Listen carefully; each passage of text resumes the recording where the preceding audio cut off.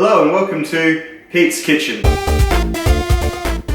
So today we are doing a three-way cook-off versus some mince options. So we're looking at the standard, I guess a more established vegan or vegetarian brand. You'd think it'd say quite clearly on the packet what it is. It's vegetarian, it's meat-free. Not sure if it's vegan though. Not that it matters to me because I am neither. I've dabbled in vegetarianism just as more of a see how it does on my body kind of thing in the past. But yeah, I'm not too bothered. And by the way, this isn't an anti-vegan or anti-meat video at all. This is just, I'm going to cook 3 different types of mince and see what the differences are. Next is just your standard beef mince. It's from a cow, it's from Coles, it's got no added hormones. And then we're looking at this is the new product, this is the alternative mince. So we're looking at this one here, this is from the Alternative Meat Co. This one is 100% plant-based and this one is vegan friendly. So I don't know, maybe this one's just vegetarian friendly. Now the proteins in these, this is made of mycoprotein, which is a mushroom-based protein, which I assume is built in a lab of some sort or a factory. And then this one is a vegetable protein, soy, wheat and pea fiber, tapioca starch, vegetable gums. Yeah, this one's got 4 health stars and this one's got 5 health stars. So take from that what you will as well. Now, so I'm going to cook 3 separate bolognese sauces, which is like a meat, tomato sauce, onion, spices. I put a bit of mushroom in mine as well. I'm going to cook the same recipe. The only variable is going to be the type of mince or fake mince, and we're going to see how they go. So first up, I've cut everything up. I've diced my onions.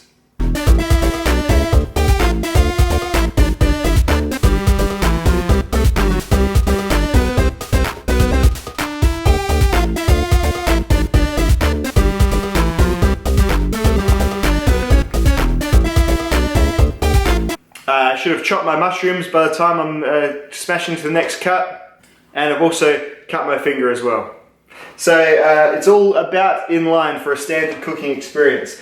Let's get going. We'll start with the regular beef mince. Alrighty, so there's not a huge amount of instruction about how to cook mince, but I think it's pretty basic. I usually just put a little bit of oil on the pan, and then I break the mince up, which is basically what I'm going to do with all 3 of these things as well. So the mince comes in like a spaghetti-like structure. I'm going to break it up just into bits, just with my hands, which are clean by the way. Just kind of going to spread it out through the pan there. There we go. Meanwhile, in the other pot, I'm just going to get the sauce base going, which is tomato paste, some onions, frying some onion first, some tomato paste, or tomato passata, whatever they call it, like a sauce base, and then some diced tomatoes, and then some herbs and stuff. And it'll be the same for each of them as well. Really are just trying to compare the tastes of these different mince alternatives. Look at this spaceship can opener. Wife went on a bit of a Tupperware binge about a year or so ago, so we've got all these fancy devices for doing rudimentary kitchen tasks.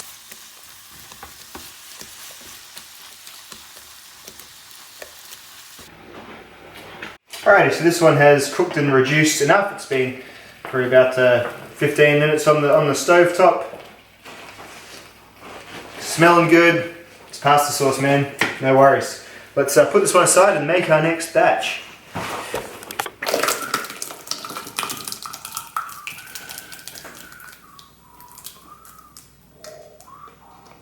Next is the corn mince, the mycoprotein mince.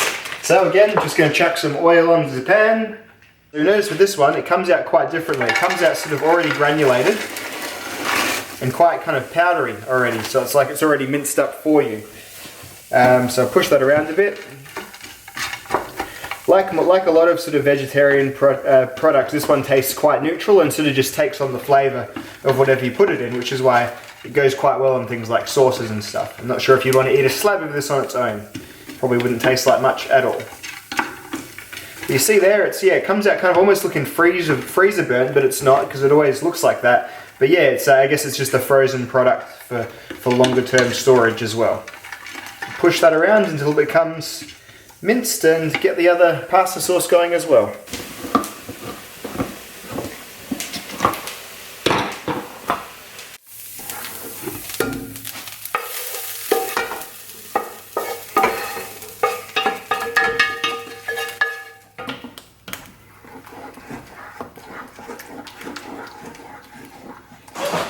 Alrighty, so a pretty unremarkable bunch of the corn mince in the second pot here.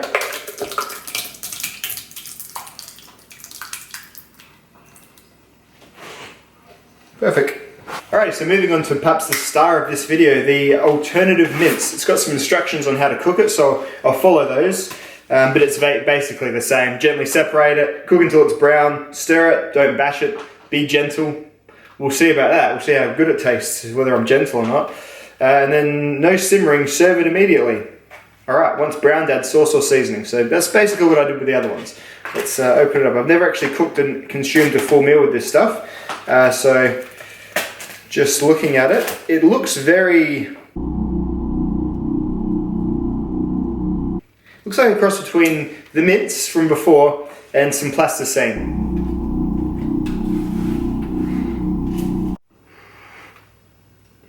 Going in for the smell test.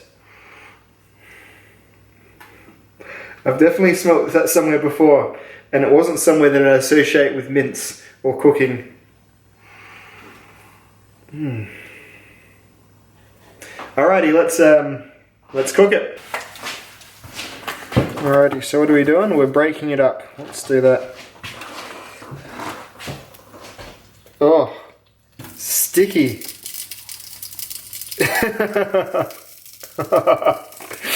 Oh no.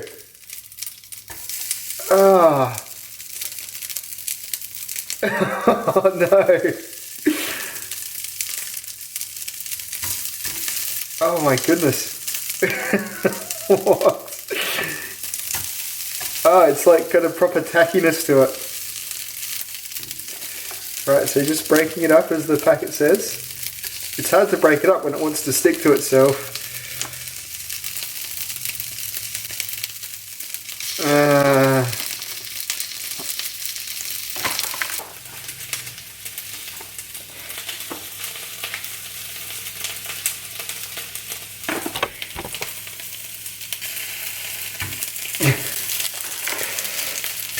Oh no. Oh dear. Oh dear. Okay, just a bit of oil to... I think it's going to need... You're definitely going to need oil to get apart. You're going to have to wipe... It feels like plasticine. It feels like Play-Doh on your hands. Like when the Play-Doh's like maybe got a bit too much water in it and not enough oil. Ah, jeez. Okay. Okay, so gently separate, don't bash. Oh my god, that smell. I mean, it's not a terrible smell, but it's like not a food smell, you know? What? Okay. I know what it smells like. I fucking know what it smells like. Royal Canin cat food is how it smells. Yeah, it smells like cat food, like dry cat food. I mean, it smells like Royal Canin, it's good quality cat food, but dry cat food is the smell. Oh, cat food smell is getting stronger and stronger. It smells like I'm cooking the cat's food. Like it smells like I've got the dry food and I'm frying it in a fry pan. Is what it smells like. Which makes me wonder what I'm feeding my cats. No wonder they shit so much. It's probably all vegetable protein. Their bodies don't know what to do with it. It's like it's really resistant to breaking up. How do you tell when it's brown? It's kind of goes crispy looking a bit. Ugh. I have not formed the best first impression, that's for sure. I guess we'll see how it tastes. Fuck it, the rest can be just done, you can just cook in the sauce. I think I made slightly more, so, oh no, about the same. Right, alrighty, pasta. Let's add, so here we have the mince sauce, so the sauce with just your normal mincemeat, beef. I know often people use pork or lamb. I think actually it's probably more traditional to use a lamb and pork blend, but it seems to be an Australian thing maybe. We just use the mince. Right, so the next one is the corn mince, the one with the little mycoprotein.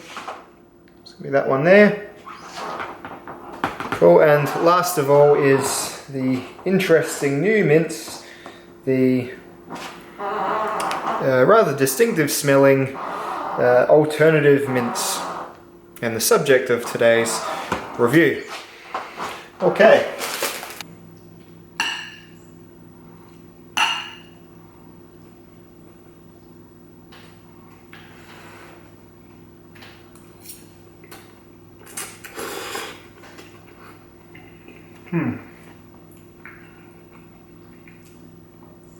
Tasty, very much standard tasting bolognese, beef bolognese sauce.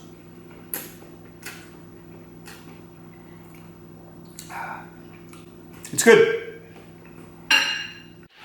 Better stop though, don't want to spoil my appetite for what's to come. This is the corn with the mycoprotein.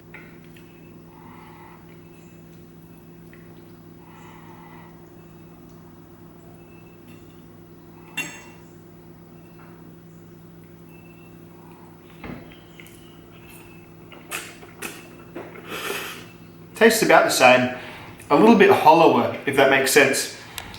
There's definitely kind of the sauces doing more of the talking, but it still has that. It's got that bulk to it that like you want from like a meaty sauce. Or otherwise, you can just have like a Napoli sauce, which is just the tomato only. But yeah, it's fine.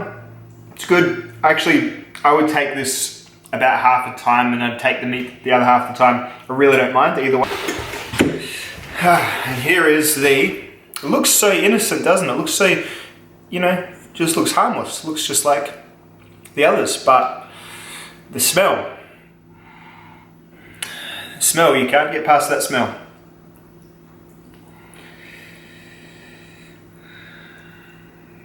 Make sure I actually get some on my fork.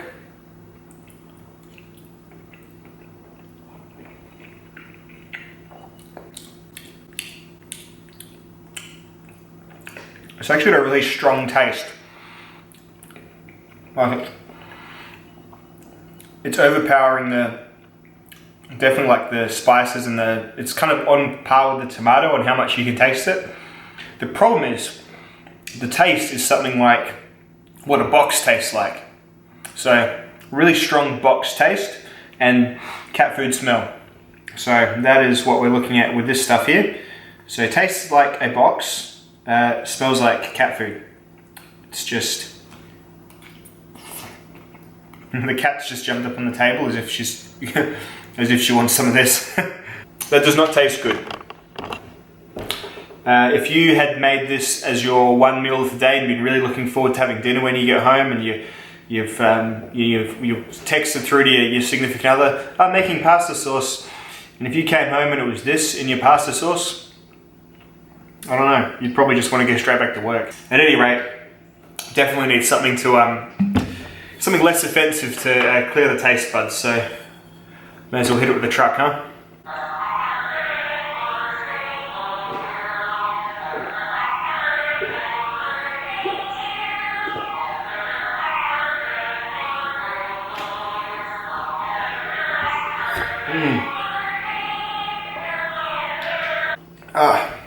That's starting to wash it away.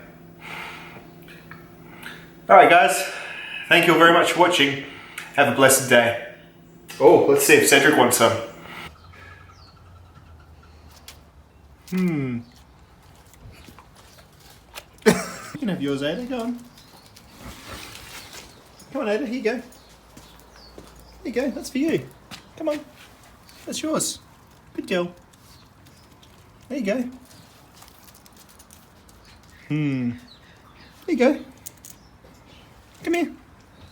Come on. It's your food. Good girl. That's yours. There you go, Ada. There you go. There you go.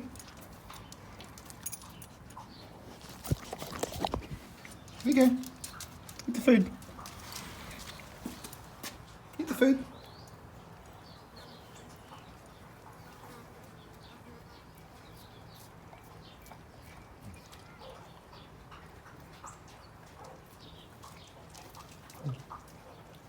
You don't even know what I've just put in your bowl, do you? It doesn't make sense to you.